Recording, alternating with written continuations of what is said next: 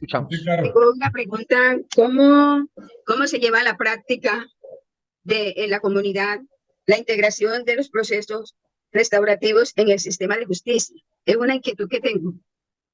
¿Cómo se lleva a la práctica en la comunidad la integración de los procesos restaurativos en el sistema de justicia? Listo. A ver si logro entenderte la pregunta. A ver, en la cotidianidad, aunque ahora lo vamos a hablar, porque existen ya mecanismos para eso, ¿no? Uno primero sería los comités de justicia que existen en cada municipio, ¿no? O si no existen, pues habría que conformar los comités de justicia. Y en esos comités de justicia, pues hay distintos actores, entre otros, pues actores comunitarios, pero también estarían también las organizaciones, pues del Estado, en el caso, por ejemplo, personas de la fiscalía, de la policía, de los juzgados, que tengan, digamos, que ver con, pues, con el tema de justicia penal. Entonces, creo que yo podría responderte así en términos prácticos, es la creación de los comités que además están regulados por la norma, que además están los comités de justicia en cada municipio y en cada departamento, ¿sí? Son, digamos, el lugar preciso para poder llevar a cabo en la práctica la vinculación de la comunidad con la justicia penal y poner de relevancia el tema de la justicia transicional. Un ejemplo de esos está viviendo, por ejemplo, Santander de Quilichao. Santander de Quilichao es un municipio del norte del departamento del Cauca y ahí desde la Casa de Justicia se promueve, digamos, el Comité de Justicia y ese Comité de Justicia ya puso, digamos, de alguna manera en la mesa el tema de la justicia restaurativa y eso ha hecho que, pues, muchas personas participen de estos procesos de formación, pero además comiencen a identificar de alguna manera en su hacer conciliadores, bueno, todas las personas que tienen, digamos, jueces de paz, inclusive, que pueden tener acceso, digamos, a estos procesos, a identificar estos casos y a promover, digamos, casos de justicia restaurativa en su comunidad. Ese puede ser un ejemplo, ¿no? Entonces, creo que a través de esos comités hay posibilidades de que esto pues se haga real, ¿no? No sé si te entendí un poco, pues, como la pregunta que me... Hola, Mariluz Mariluz, ¿cómo Arias, estás? ¿De qué bien, municipio? del Carmen de Bolívar. Ah, qué bien, Eh, listo. yo considero, con respecto a la inquietud de la compañera, que ante las comisarías de familia se aplica mucho la justicia restaurativa en los procesos. Incluso yo cuando estuve de juez promiscuo municipal, que en el Carmen no había comisarías de familia, conocíamos muchos de los procesos de violencia intrafamiliar. En los procesos de violencia intrafamiliar, cuando se maneja muy bien la conciliación y se logra que las personas charlen y lleguen a la situación que generan los conflictos, generalmente con las medidas que se toman, se puede también aplicar la justicia restaurativa porque se repara un poco lo que se ha quebrantado a través de situaciones. Definitivamente no, porque yo considero que eso viene a través de un proceso que debe darse lento, porque hay una mala comunicación en las relaciones familiares y es importante el apoyo de equipos psicosociales, orientadores, que sea con la EPS, por lo menos yo en los casos de custodia que adelanto y que a veces por cuestiones de malas relaciones y de mala comunicación, los padres y los hijos tienen conflictos y en el medio de eso ellos siempre están aquí y allá. He logrado que en algunos casos las personas dialoguen y se den cuenta en qué se basan las situaciones a efectos de apoyarnos también con la GPS, con los psicoorientadores. ¿Por qué? Porque el ICBF no da abasto para atender tantas situaciones. Así que allí la comunidad y la justicia se va acercando a esa justicia restaurativa. Lo mismo ocurre de pronto en los incidentes de reparación, que se adelantan cuando ya se ha dictado una sentencia, muchas veces la situación y las relaciones que se dan entre la víctima y la persona que ha cometido el ilícito, a veces llegan a convenios y acuerdos que permiten que haya como una tranquilidad y el que es víctima se entienda que se ha reparado en parte el daño que se ha ocasionado con el ilícito. Yo tuve un caso muy especial de un joven que en un momento, por cuestiones de, como yo digo, cuando estaba en un momento que no debía estar, acabó con la vida de una persona. El jovencito nunca había estado en una situación de esa, creo que lo hizo bajo los efectos del alcohol en el momento, pero él le pedía perdón a la señora y le decía, no se preocupe, que yo voy a trabajar para ayudar, porque la víctima era una persona que acababa de tener un bebecito y el jovencito le decía, yo voy a trabajar y voy a ayudar para que esa niña no le falte nada, ya que el papá está ausente por mi culpa. Entonces, son situaciones que permiten, como dice la doctora, que a nivel de la justicia se restauren esos tejidos sociales que por una conducta determinada en un momento de situaciones que a veces se presentan por riñas o por el influjo de sustancias, pueden ayudarse a restaurar los tejidos que por un momento se han podido quebrantar a través del diálogo y de una buena orientación en el momento en que las partes están en la audiencia. Ese era el aporte que quería presentar. ¿Frío? Sí, buenas tardes, doctor. Dime. Fraternal saludo y fuerte abrazo desde la instancia de acá de la ciudad de Montería. Llevo en ejercicio de la Constitución en Equidad desde el año 2006.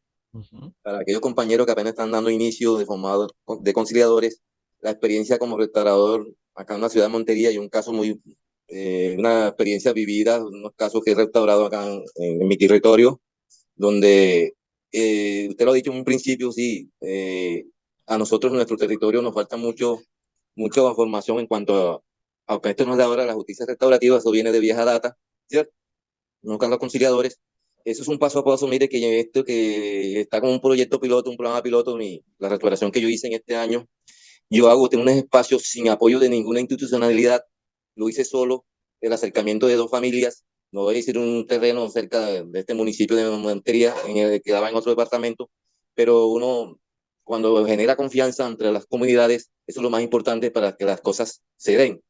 Entonces fue ahí donde la familia del afectado llegó, se acercó a mí por referencia, llegó a mi oficina por un delito grave que se le cometió hacia él, unas lesiones fuertes graves y también con secuelas, que fue un machetazo en un brazo.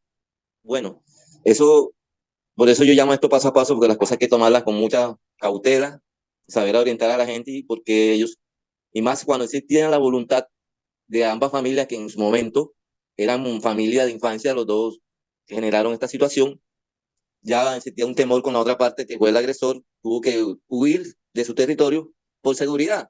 Pero entonces quedó a la mano la familia, en este caso la mamá de aquel que cometió el delito, estaba presta a ayudar, solamente el muchacho lo tuvimos que alejar y tenerlo con seguridad en otro espacio ya, para evitar los acercamientos paso a paso que se dan para poder restaurar esta situación que ellos enfrentaron, más en un territorio donde ellos, en una zona que siempre estuvo marcada por la violencia de mucho tiempo. Entonces mi paso a paso es para una experiencia y para que lo tomen también como un ejemplo para mis compañeros, para esto que se avecina, que para mí la justicia restaurativa es lo más hermoso que se nos avecina para bien de nuestra sociedad. Y así intercalamos y despejamos muchas situaciones que afrontamos. Entonces, en ese paso a paso, cuando yo hablo de que cuando existe voluntad de las partes que quieren arreglar una solución que el agravante no fue fácil, ¿cierto? Porque la persona que fue agredida en su brazo, ese era su sustento diario, porque el muchacho era bultero, cotero, que llaman, que es cargador de bultos, descargador de camiones, ¿cierto? Entonces ese era su sustento diario. El hombre en ese aspecto no quería irse en términos legales porque ellos manifestaban que ni la mamá ni tanto ellos querían que el joven fuera encarcelado, pues ir a la cárcel, que quería otros mecanismos para no hacerse daño, ya que eran amigos de infancia. Y eso es muy bonito, doctor. Yo no sé si les estaré abordando mucho espacio para yo terminar y con esta situación cuando la compañera habla de cómo acercar a las comunidades cuando ya uno logra esos objetivos de ambas familias que se den ese paso a paso de primero visitar una familia del afectado, dialogar con ellos, independientemente uno saber hablar con esa familia, de ahí ya buscar ese espacio, después que yo luego buscar la otra parte, para las dos familias estuvieran interesadas y hablar del mismo lenguaje que vivimos, digamos, para él, cómo celebrar ese proceso de restauración, la reparación y de indignación, que era lo que querían ellos, ¿cierto? Eso es un paso a paso que no fue fácil. Yo tuve que casi prácticamente en 2 años agotar estos espacios, pero lo hice de corazón y yo sé que con eso se iba a dar y se dieron las cosas. Y yo abordar eso de que si ellos no venían acá a mi espacio de mi punto de atención en Casa de Justicia, yo tenía que ir a de ellos. Y de eso se trata. Ellos buscaron, como ellos generaron confianza en mí, eso lo fue un factor muy importante. Eso fue lo positivo en mí y las cosas se fueron dando ese paso a paso que yo llamo. Y ahí fue cuando yo logré eso. El muchacho tenía un temor inmenso en acercarse a mí o a su territorio, inclusive a su familia. Y dije, vamos trabajando las dos familias. Ya el muchacho lo vamos independientemente aislando. Allá yo lo trato acá, le pedí a la mamá que lo trajera para que dialogara conmigo y le expliqué bien las cosas para que hubiera un buen entendimiento de parte y parte y las cosas se dieran de la mejor manera. Y con eso, Muy bien. en el último ya le dije que las cosas se dieron. Para mí, lo más importante entre esas dos personas fue el perdón, que es muy supremamente importante dentro de la restauración. independiente a lo que era la reparación y la indemnización, que también se dio, pero lo importante entre las dos familias fue el reconocimiento y el perdón, pedirse ese perdón, darse la mano y abrazarse. Eso es lo más hermoso de la justicia restaurativa. Yo no quiero quitarle más tiempo, doctor, pero ahí paso a paso iremos para que ustedes sigan esbozando su charla, listo, no sé si de pronto... Muy bien, Wilfrido. Sí, esto ayuda muchísimo, contar estos casos un poco, ayuda un poco pues, a enamorarnos de este tema de justicia restaurativa, porque mm, digamos que estas dimensiones que a veces los jueces no pueden, no hablan, porque la justicia, ustedes saben que es objetiva, está, digamos, basada en la razón y en la prueba, ¿no? En probar la situación. Pues está bien, pero finalmente hay otros elementos que pueden, digamos, de alguna manera estar relevados, pero en la justicia restaurativa son bien importantes, como la construcción otra vez del vínculo afectivo, ¿cierto? Wilfrido ha llamado de pronto el tema del perdón, ¿cierto? El tema de la reconciliación, la construcción, digamos, otra vez del vínculo, del lazo social, que permite de alguna manera que la justicia o que la comunidad no solamente se quede con el castigo, sino que vincule otra vez a ese actor social, a ese miembro de la comunidad, a su vida cotidiana, digamos, porque cada comunidad se nutre de los individuos que la constituyen, ¿no? Y si un individuo está, digamos, por fuera de ella, no solamente sufre el individuo, sino que también hay, digamos, ciertos traumas comunitarios, pues que la justicia, digamos, la justicia penal, pues no puede asumir. Entonces está, digamos, el tema de la justicia restaurativa que permite de alguna manera a todas esas subjetividades darles importancia, ¿no? Había otras personas que querían la palabra, no sé si por aquí se me perdieron. Sí, por aquí estoy. Dime. Bueno, le habla Rodrigo Rodrigo. Padilla. Sí, bueno, Wilfrido se me adelantó también, pero yo quiero comentar mi caso personal, porque a mí me marcó la vida, este caso que les voy a contar. Mire, en el año 2016 hay un programa de una presentadora, una actriz colombiana, Joana Babón, que se llama Segunda Oportunidad. Y la segunda oportunidad, para resumírselo así, prácticamente a mí me buscaron para conformar un grupo de teatro en la cárcel de aquí de Montería. Yo nunca había ido a una cárcel, y créanmelo, que cuando nosotros de pronto le deseamos la cárcel a alguno, ¿verdad? Es porque realmente nosotros somos ignorantes y no conocemos una cárcel. Porque cuando usted conoce una cárcel, créame lo que usted no se lo desea ni a su peor enemigo le desea a usted en la cárcel. Cuando usted entra allá y cuando usted vive lo que es estar en una cárcel. Mire, yo les cuento que yo en la primera clase cuando fui, yo duré 3 noches, o sea, consecutivas, que yo no dormí, o sea, pensando en ellos, o sea, en ver la situación, porque yo nunca había vivido eso, de entrar a una cárcel y nunca había visto eso. Y vi simplemente el solo hecho del hacinamiento que hay, ¿sí? De que en un cuarto de 4x4 duerman 50 personas, ¿verdad? Eso es impresionante.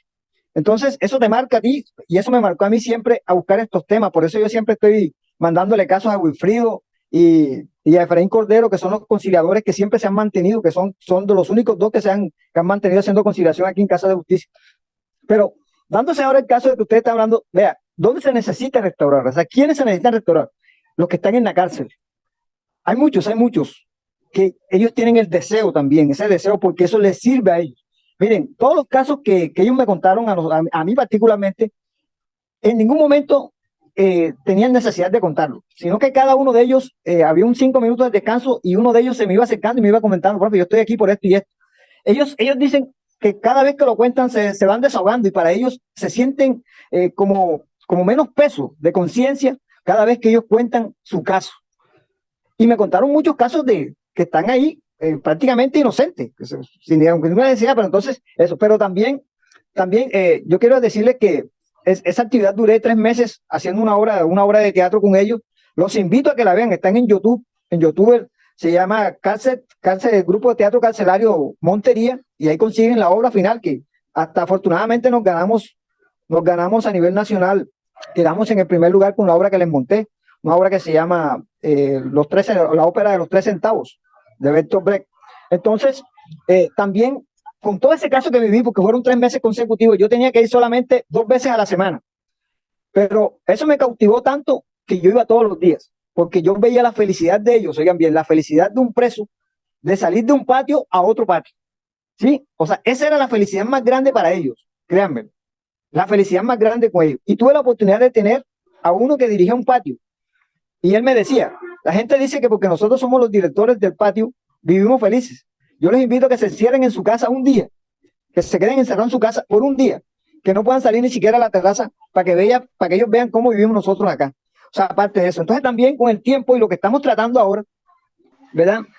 Yo pienso que los familiares de los presos, cada persona que tenga un familiar preso necesita restaurarse, ya sea con el mismo preso o ya sea con la misma sociedad, ¿sí? Pero esas familias, cada familia, si usted conoce una familia que tiene un preso, créamelo que va a necesitar mucho de la ayuda de la justicia restaurativa. Créamelo que sí lo va a necesitar porque, miren, hay muchas finalidades de conflicto y lógicamente el tiempo no nos da para él, pero sí quiero verdaderamente que le digan, porque mire, yo desde el 2016, yo siempre lo pienso, cada vez que puedo hacer una ayuda a la cárcel lo hago por las necesidades que sé que convivieron allá. Y para redondear les digo, supuestamente la cárcel de Montería es una de las mejores, o sea que muchos presos desean estar en esa cárcel de Montería porque dicen que comparada con las otras es un poco mejor. Miren ustedes, y yo quedé traumatizado con solamente ver hacinamiento y ver todo lo que se da en esa cárcel de aquí. Entonces, yo vuelvo y repito, yo pienso que el que conozca a un familiar de un preso, ese familiar necesita de la ayuda de la justicia restaurativa. Créanme lo que sí. Gracias, muy amable. Muy bien, muy bien, muy bien. Sí, hay muchos ejemplos y hay una necesidad muy grande en nuestro país de reconciliación en distintos escenarios, en distintos lugares, y creo que, pues, no mirando románticamente la justicia restaurativa, pero mirándola de manera objetiva, pues nos puede permitir, porque es que nosotros, pues los colombianos, tenemos pues una base también de comunitaria, nosotros somos muy apegados al tema comunitario, pero también al tema de digamos, de lo afectivo, del lazo social, de todas estas cosas que son bien importantes dentro de nuestras cotidianidades. Por eso, digamos, de alguna manera se facilita que en algunos escenarios. Recuerden también que pues, la justicia restaurativa pues tiene sus limitantes también, pues que es bien necesario la reivindicación, el fortalecimiento, la visibilización o pues de la víctima, ¿cierto? Bueno, no la visibilización, el resarcimiento un poco de la víctima, no la revictimización, ¿no? Eso, hay que tener mucho cuidado con ese tema de la revictimización, porque fácilmente podemos llevar a una víctima a revictimizarse, ¿no? Pero también, digamos, de alguna manera, digamos, la restauración también implica, pues, una transformación muy grande del ofensor, ¿no? De la persona que hizo el daño, la persona que generó el daño, pues la transformación debe ser profunda, ¿no? Pero no se puede hacer una restauración si la víctima. Es decir, si la víctima no hay restauración, se puede hacer otra clase de ejercicio, un ejercicio pues mucho más psicosocial, un ejercicio mucho más de escucha, un ejercicio más de acompañamiento, ¿cierto? Con la persona que causa el daño, pero sin víctima no hay restauración, porque pues la idea de la restauración es la restauración hacia la víctima. Y en el caso pues de las comunidades, la restauración pues debe fortalecer a la víctima y debe fortalecer a la comunidad. Entonces, pues eso sí quiero que lo tengamos claro. Miremos un... Profe, Sí. después de que es muy importante los procesos restaurativos dentro de las comunidades, pero también me surge una pregunta, y es que después de que ya todas las comunidades en general conozcan los procesos restaurativos de la justicia, ¿esto se puede prestar para que sigan aumentando los delitos o va a ser una manera de poder ayudar más a las comunidades frente a los delitos? No sé, una pregunta que me surge ahí, no sé por qué, pero tengo como esa duda. La No, muy bien. justicia restaurativa va a ser un elemento. Dime a entender. Sí, sí, logré entenderte. A ver, ¿cómo te puedo contestar? No, pues obviamente, o sea, la contestación podría ser lógica en la medida en que uno, pues el interés un poco de la justicia restaurativa es aportar, digamos, más allá de solamente resolver casos penales, pues generar, digamos, redes de paz dentro de las comunidades. Pero si hay una mala comprensión de la restauración, si no existe un trabajo comunitario profundo de la vinculación de los actores del conflicto a digamos, a su vida cotidiana, al tejido social de su comunidad, pues obviamente no va a ser exitoso. ¿Eso qué quiere decir? A ver, en plata blanca es que si no se hace bien las cosas, pues obviamente eso va a reventar de alguna manera.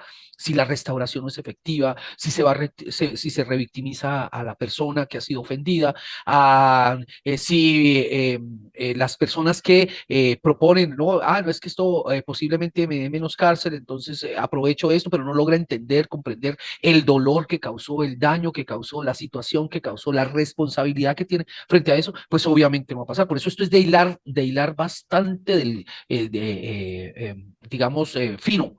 Sí, esto no es de un trabajo, porque hay una responsabilidad sobre la vida de unas personas, sobre la seguridad de las comunidades, sobre la tranquilidad de las comunidades, sobre la resolución de conflictos de las comunidades. Entonces, la idea principal de la justicia restaurativa es aportar a la resolución pacífica de los conflictos dentro de las comunidades. Esa es la idea. Ahora, la parte operativa tiene que ser muy bien establecida.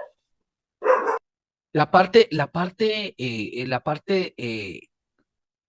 digamos, de la acción, del operativo, del sentarme en el preencuentro con la persona que fue ofendida, con toda mi formación, con todo, digamos, un bagaje que me permita a mí aportarle al proceso, pues obviamente eso va a tener un buen impacto. Y en el preencuentro con la persona que causó el daño, entender las lógicas en las que él está, en las que asume el tema de la responsabilidad, en la que asume el tema también del daño que cometió, en la que es consciente de ese daño, ¿cierto? Y que en el encuentro se logre de alguna manera la conversación, se logre el acuerdo, se logre la conciliación y se logre establecer las medidas de restauración, porque aquí es bien importante, es que a veces hablamos mucho de restauración, pero no entendemos muy bien que esto es mucho más de una conciliación, porque una conciliación es así, bueno, listo, no nos volvemos a ver y yo no le digo nada a usted, usted tampoco me dice nada. No, es que aquí se van a tener que volver a encontrar porque es que hay que restaurar.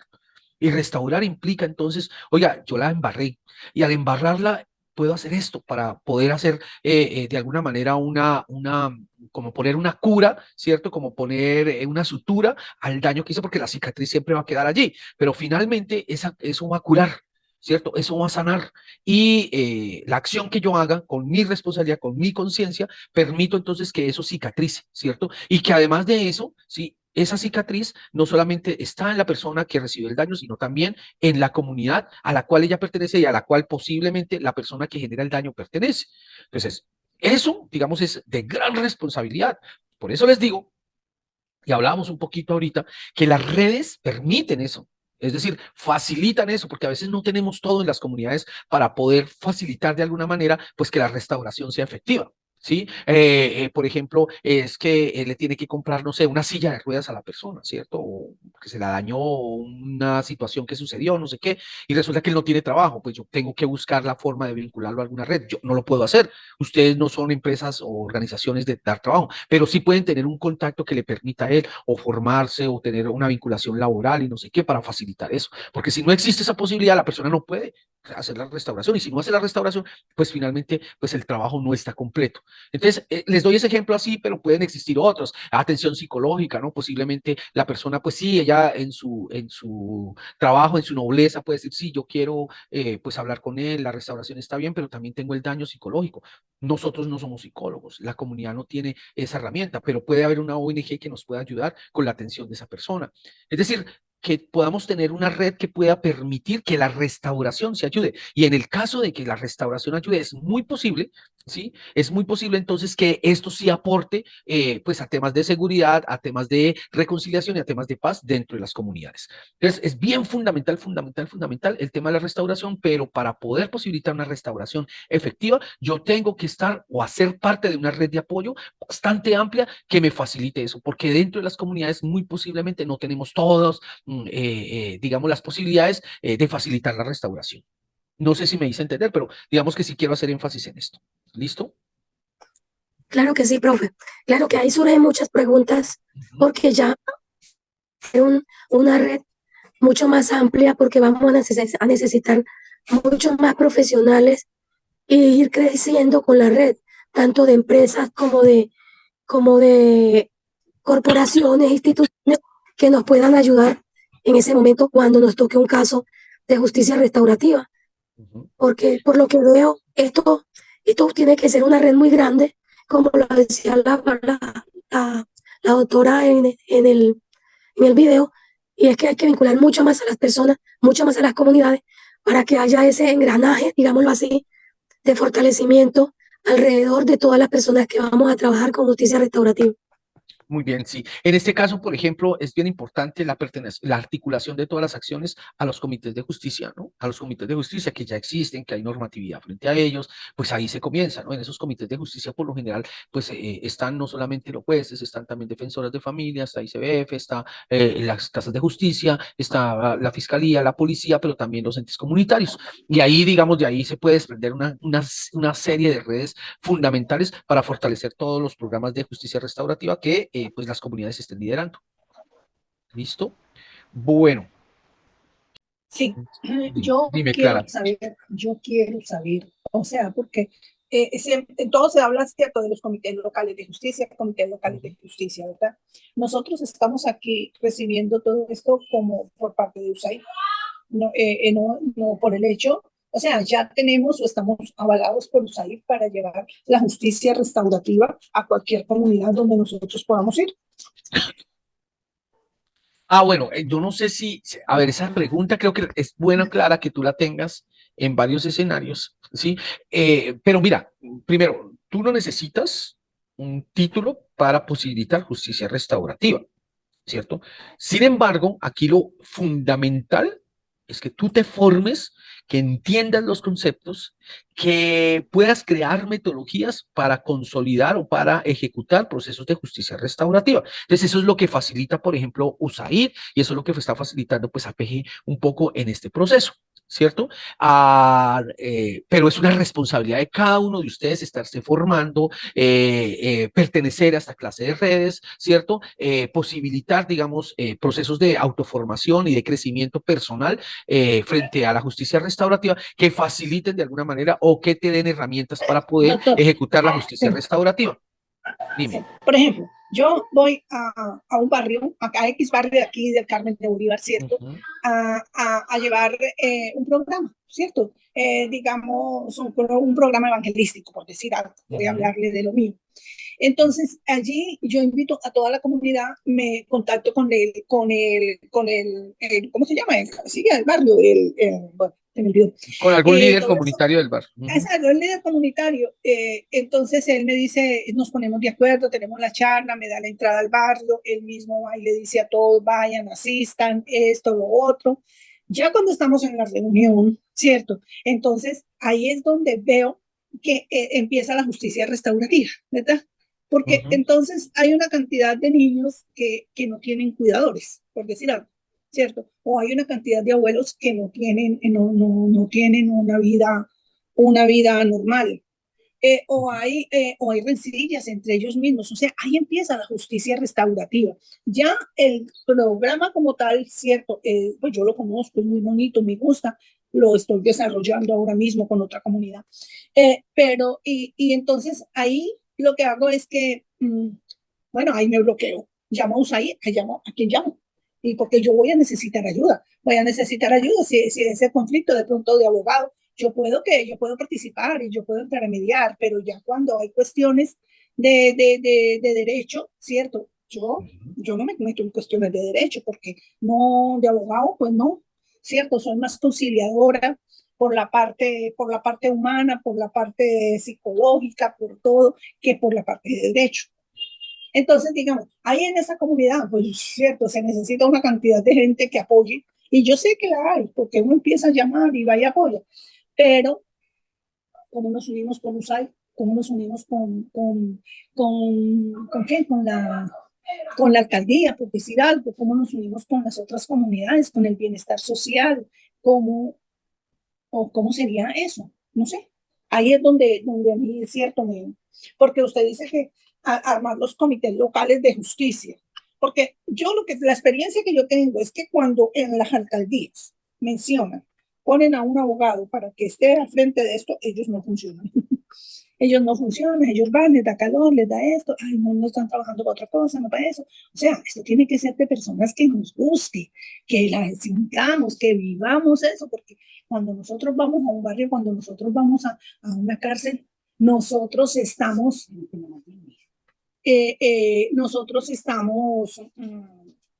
pasando trabajo, pasando calores, así, no es lo más confortable, pasamos hambre, cierto, pero hambre que espera no es hambre, pero nos da fatiga, nos da calor, nos incomodamos. Pero cuando ya llegamos a una de las instituciones, cierto, ellas como trabajan tan rico y tienen su sueldecito y no son de corazón, entonces no funcionan.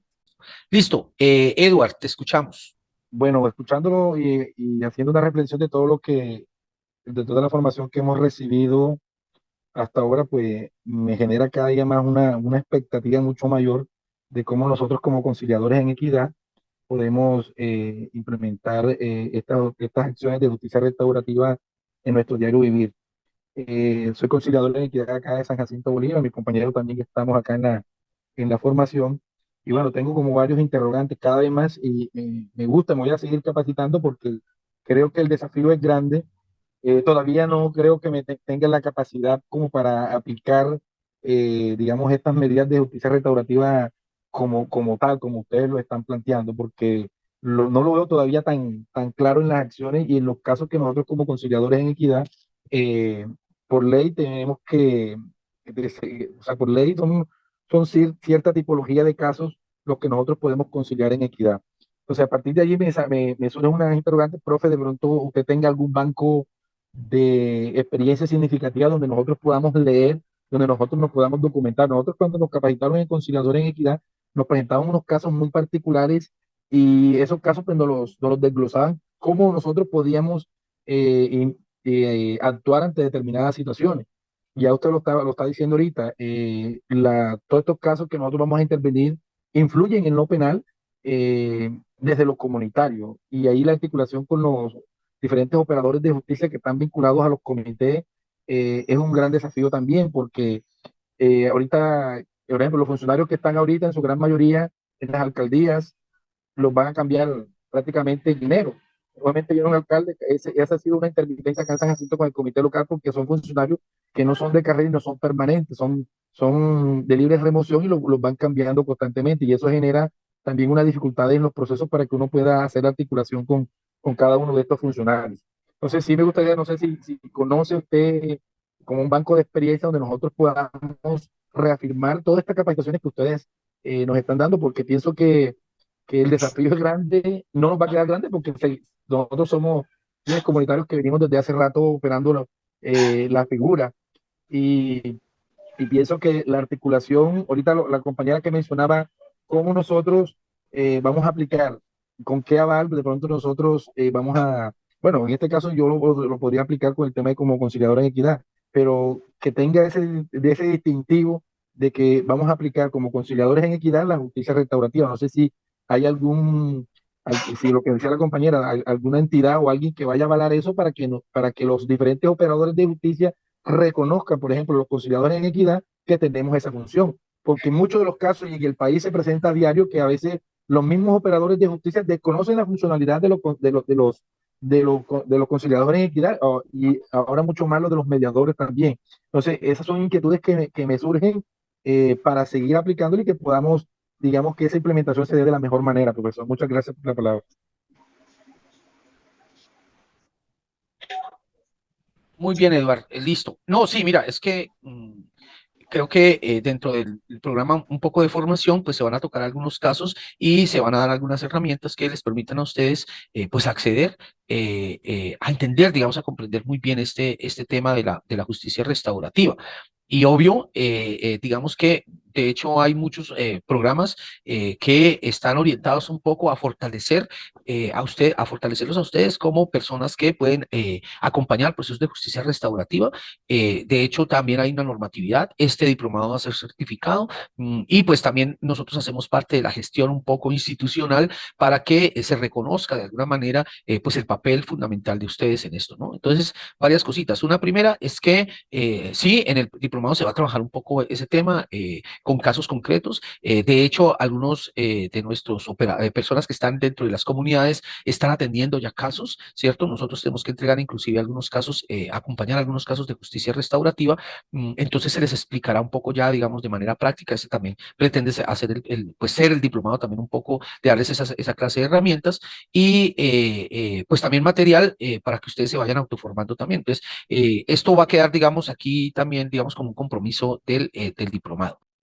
Beatriz, que alzaste la mano. Listo. Listo, Okay. Sí, doctor. Muchísimas Okay. gracias y bendiciones permanentes para este grupo que día a día trabajamos por la esperanza y reconstrucción de tejidos sociales.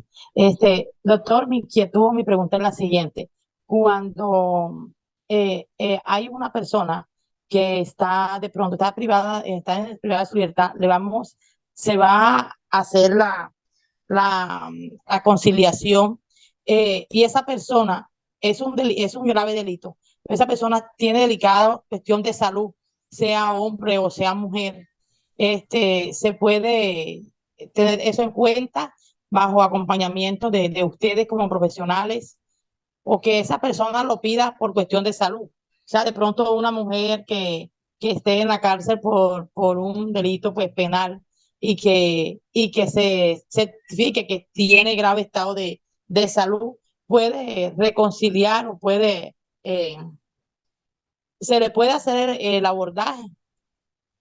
Mira, Beatriz, yo ¿Entiendes? pues te voy a, sí, logro entenderte, pero mira, creo que el sistema penal tiene otra clase de herramientas, porque vuelvo y repito, Beatriz, a todos y a todas les repito, la justicia restaurativa es específicamente para casos querellables. Ustedes van a tener una clase donde les van a mostrar, no sé si ya la tuvieron o la, cuáles son los casos querellables dentro del sistema penal colombiano. Los casos querellables no están relacionados ni con el homicidio, ni están relacionados con las lesiones personales. Es decir, cuando ya pasa lesiones personales y homicidio, no son querellables. Aquí tiene que ver un poco con algunas agresiones, con algún maltrato, tiene que ver con otras cosas, ¿cierto? Son, digamos, no menores, pero sí que no están relacionados con homicidios o con lesiones personales. Entonces, en ¿Y ese el abuso? el abuso, creo que tampoco, yo voy a mostrar una diapositiva como para que cerremos esto, yo la tengo inclusive aquí para mostrarles los casos querellables para que lo tengan en cuenta. Listo, es que ya no tenemos mucho tiempo, pero ya les muestro para que Muchas gracias, podamos doctor. como que tengamos allí en cuenta eso para que, porque, Gracias, sí, por ejemplo, en señor. el caso de las personas que tienen enfermedades y están, digamos, en la cárcel. Para esas personas, pues hay otras garantías. El Estado puede generar otra clase de garantías. Ahí lo están viendo. Mire, estos son los delitos querellables. Están en el artículo 74 del Código de Procedimiento Penal. Inducción o ayuda al suicidio, lesiones personales, aunque dicen que hasta ciertas lesiones personales, eso es bien importante. Cuando estén en clase con un abogado que ya va a estar con ustedes, más o menos pueden discutir sobre eso. Parto o aborto preterintencional, lesiones personales culposas, omisión de socorro, violación a la libertad religiosa, injuria, calumnia, violencia intrafamiliar, maltrato mediante restricción a la libertad física. Mire, dice violencia intrafamiliar, no está diciendo abuso, que es distinto, ¿no? Inasistencia alimentaria, malversación y dilapidación de los bienes familiares. Hurto simple cuya cuantía no exceda de 150 salarios mínimos mensuales legales vigentes. Alteración, desfiguración y suplantación de marcas de ganado. Estafa cuya cuantía no exceda de 150 salarios mínimos mensuales legales vigentes. Emisión y transferencia ilegal de cheques. Abuso de confianza, aprovechamiento de error ajeno o caso fortuito. Alzamiento de bienes, disposición de bien propio grabado con prenda. Defraudación de fluidos. Esta disposición de bien propio quiere decir cuando se hacen préstamos y que se firman letras y cosas de esas. Acceso ilegal de los servicios de telecomunicaciones. Acceso ilegal de los servicios de telecomunicaciones, malversación y dilapidación de bienes, usurpación de tierras, usurpación de aguas, invasión de tierras o edificios, perturbación de la posesión sobre inmuebles, daño en bien ajeno, usura y recargo de venta a plazos, falsa autoacusación, infidelidad a los deberes profesionales, violación de los derechos de reunión y asociación. Esta diapositiva se las enviaron a ustedes al WhatsApp, entonces por favor revisen y todo el tiempo en la cabeza tengan, oiga, este es un caso querellable, ¿sí? Siempre consúltelo, y si ese caso es querellable, es posible que se pueda promover ahí el tema de justicia restaurativa. Pero una vez detectado que este es un delito querellable, que lo revisamos en sus papeles, que lo podemos decir, y que si la persona está dispuesta en responsabilizarse, y que si la persona que fue a la que se le generó el daño está también en disponibilidad de hablar y de conciliar con la otra, se genera el proceso de justicia restaurativa. Y para facilitar todo ese proceso de justicia restaurativa, pues hay que irse a las redes de apoyo, ¿no? Por eso es importante pertenecer a las redes de apoyo. Ese es, digamos, en conclusión, un poco lo que les quería mostrar.